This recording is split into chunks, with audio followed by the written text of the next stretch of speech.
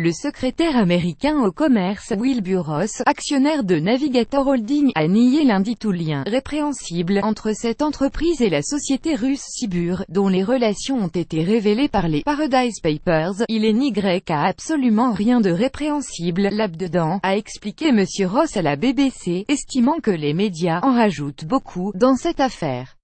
D'après les informations diffusées par le Consortium international des journalistes d'investigation ICIJ, regroupant 96 médias de 67 pays, M. Ross est actionnaire de Navigator Holdings à hauteur de 31% via des entités offshore.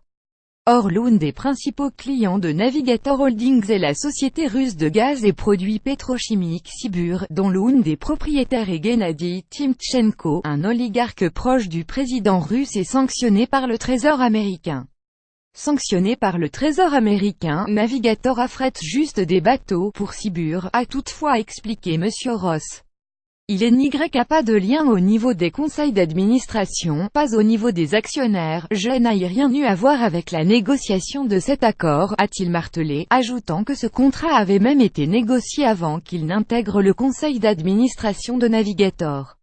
M. Timchenko a été sanctionné par le Trésor américain après l'invasion de la Crimée par un Moscou et un autre proche du Kremlin, Kirill Shamalov, le mari de la plus jeune fille de Vladimir Poutine, figure aussi parmi les propriétaires de Sibur.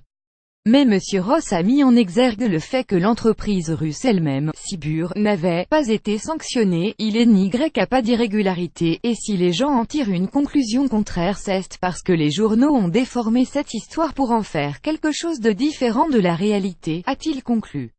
Dans un communiqué transmis à l'AFP, le département américain du commerce a souligné que M. Ross n'avait pas participé à la décision de Navigator de faire affaire avec Sibur, qui n'était pas sous sanction à cette époque, pas plus que maintenant. Il n'a en outre jamais rencontré les actionnaires de Sibur mentionnés, a-t-il ajouté, assurant que le secrétaire respectait les normes éthiques du gouvernement. NXP AFP.